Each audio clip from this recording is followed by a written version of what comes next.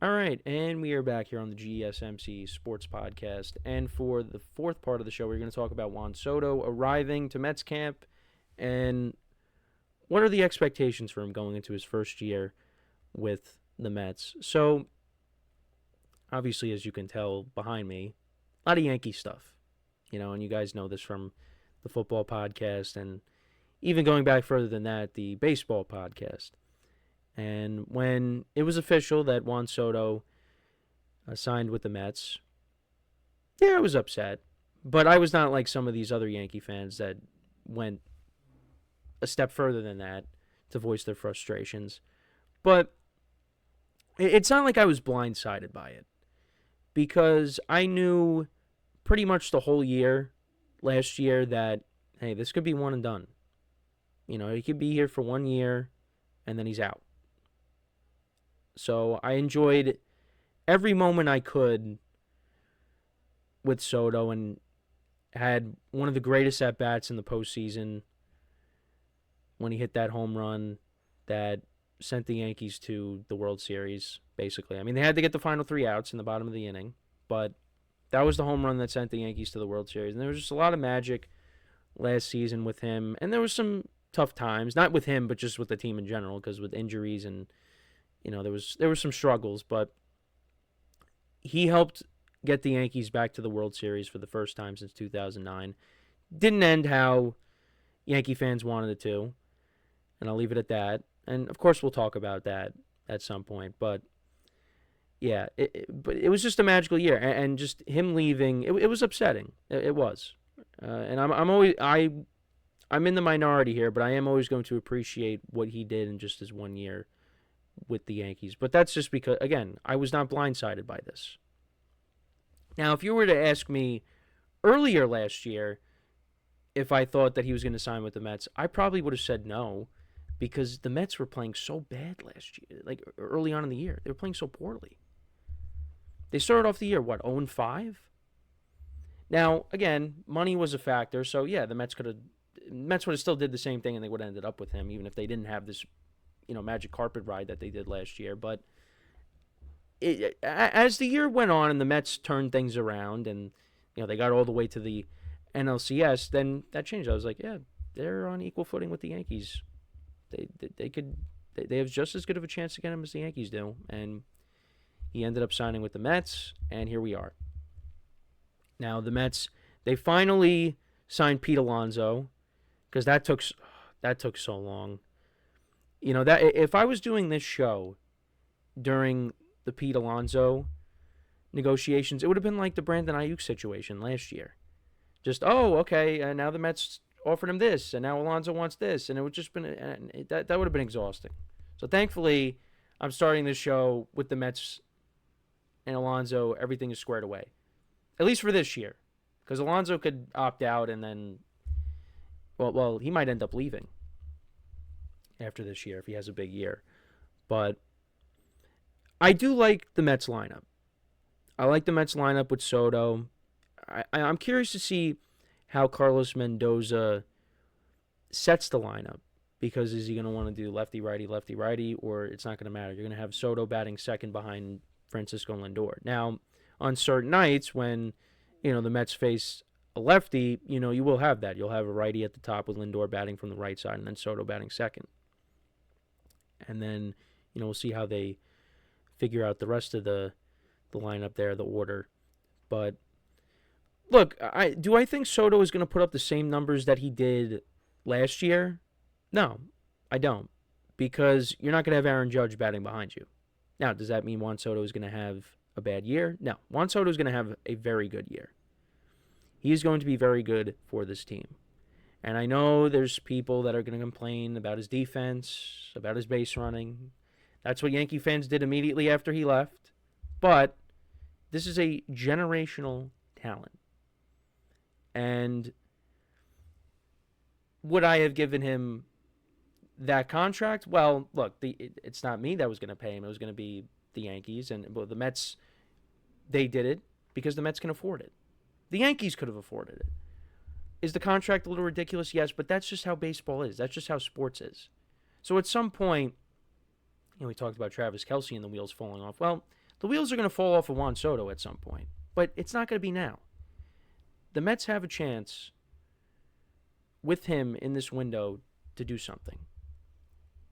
Now, I do think Juan Soto going from the Yankees, where the American League is not that tough of a path, as tough of a path as the National League is, the National League is going to be a little bit of a problem for the Mets. I think the Mets will be very good. And, you could say, well, they took the Dodgers to 7 games. That's right. Or 6 games. That's right. But the Dodgers also didn't have a healthy pitching staff, a fully healthy pitching staff. They're going to be better this year. So, you got to deal with that. And then you also have the Padres, who are going to be good. You got a couple of teams in your division that are going to be good, the Phillies and the Braves. Now, they might be on, some would say they'd be on equal footing with the Phillies. I mean, look, the Braves, they got to wait on Ronald Acuna Jr. to come back, because he's recovering from the torn ACL that he suffered last year. But you figure the Braves are going to bounce back. The Phillies are going to be right there. The Nationals are going to be a better team, but I don't see them as a threat in the NL East. It's the Mets, the Braves, and the Phillies. That's what it comes down to. And then the Central, I think the Mets are better than every team in the Central. And then, like I said, out West, yeah, and also I forgot to mention the Diamondbacks are going to be better too because, they're pitching with Corbin Burns now. You got him, you got Merrill Kelly, you got Zach Gallen, Brandon Pfaadt. That's going to be a very good rotation. So yeah, the NL is going to be a problem for the Mets, but I right now with the Mets, I would probably rank them third or fourth in the National League, maybe third. I would still probably put the Braves and obviously the Dodgers, but that doesn't mean the Mets can't go out there and prove me wrong. The problem with the Mets is I just worry about their rotation. That's my worries. The bullpen I think will be better than it has been in years past, but the rotation I have, Clay Holmes, they're making him a starter. I'm curious to see how that goes. I don't think he's going to be a guy that gives them length. He's going to give you 4 or 5 innings, but I don't know how that's going to work. But they do have a good lineup, and, Soto, he was the grand prize this offseason, and the Mets won it. Usually that doesn't happen. But, this front office, times have changed now. And he was asked, Juan Soto, when he met with the media, how are you going to deal with all the, the hate, the criticism from the other fan base in New York? And he just said by winning games. And I don't think when we get to May 18th, that's going to be the first time that Soto is going to go back to Yankee Stadium since everything that's happened. I don't think it's going to faze him. I think he's going to be fine. He might be taken back a little bit, like, wow, these fans showered me with love last year, and now they despise me. Well, can you blame him? Now, I want to go to that game. I will not be partaking in the booing. I'm just telling you right now. If I'm at that game, I will not be partaking in the booing. Now, that doesn't mean I won't get hyped when, if whoever's pitching strikes him out, but I can't. I can't do it. But, yeah, it's not going to faze him. Now that he's secured, he's got the contract, he's going to play ball. And he's going to play well. And like I said, people complain about his base running and his defense. He did misplay some balls last year. He did. But there was other times where he made some really good plays. And he's got a rocket for an arm. I remember on opening day he threw out the Astros player at home plate. I forget who it was. I know Kyle Tucker hit the ball, but I forget who was trying to score. Or I think was it Dubon? I think it was Dubon. But yeah, he threw the guy out at home. I mean, he's got a strong arm out there, so he could throw some base runners out. But, is the defense going to be enough to be a headache? But here's the thing. Do the Met fans really care? Do they really care? Like, oh, yeah, he can't run the bases well. He doesn't run the bases well. Not a great fielder. You think they care? No. When the guy's hitting 35 home runs and he's driving in over 100, has over 100 RBIs, like, who cares? Who cares? He's now, what is he, 26 now?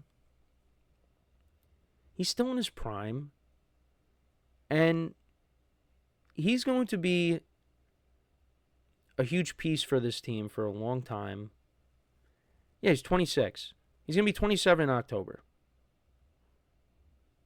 I mean, it's unbelievable. He's put together like this Hall of Fame career, and he's only 26. He came up when he was, 19? It's unbelievable. But yeah, I mean, Met fans don't care about that. Now, if it happens in a big spot, they're going to be upset. But look, they are over the moon with him being on the team now. And, Francisco Lindor, he had a slow start last year, but, he got hot. He was an MVP candidate. Now he's got Juan Soto batting behind him. He's going to benefit from that. The guys around Juan Soto are going to benefit from it. And he's also going to benefit Soto from having Pete Alonso back in the lineup, because the lineup before Pete Alonso, the Mets simply bringing back Pete Alonso just changes that whole complexion of the lineup.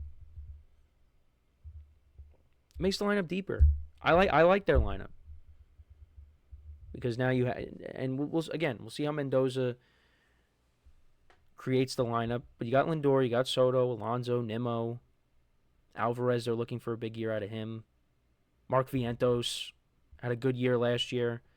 He was being looked at as their first baseman, which I wasn't really too crazy about that idea. But now we don't have to worry about that because they got Alonso back. So, yeah, no, I like their lineup. I do.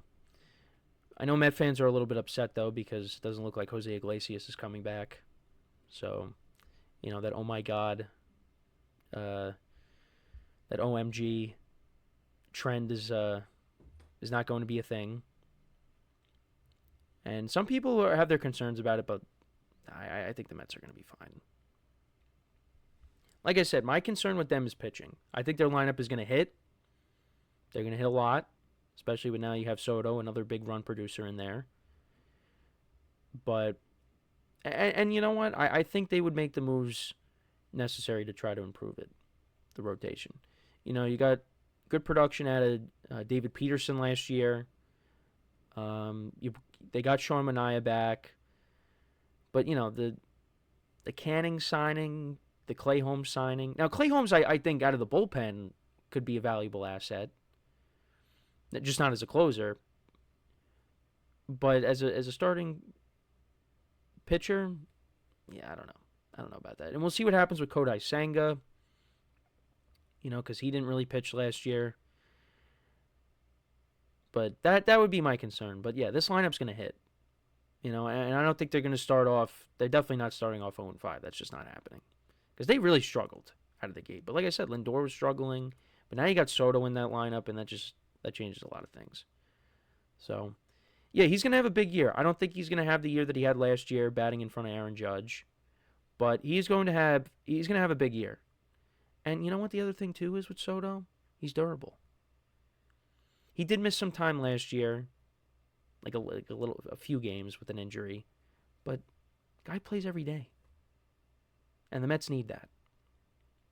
So that's my thoughts there. Let me know what you guys think. What are your expectations for Juan Soto going into 2025? Let me know in the comments. So we're going to take our final break of the show now. And then when we come back, we will talk about the Giants possibly selling a stake of their franchise. And who could possibly buy that stake? Interesting conversation that I wanted to have coming up. So for one final time today, stick around. And we'll be right back here on the GSMC, I almost said football, sports podcast.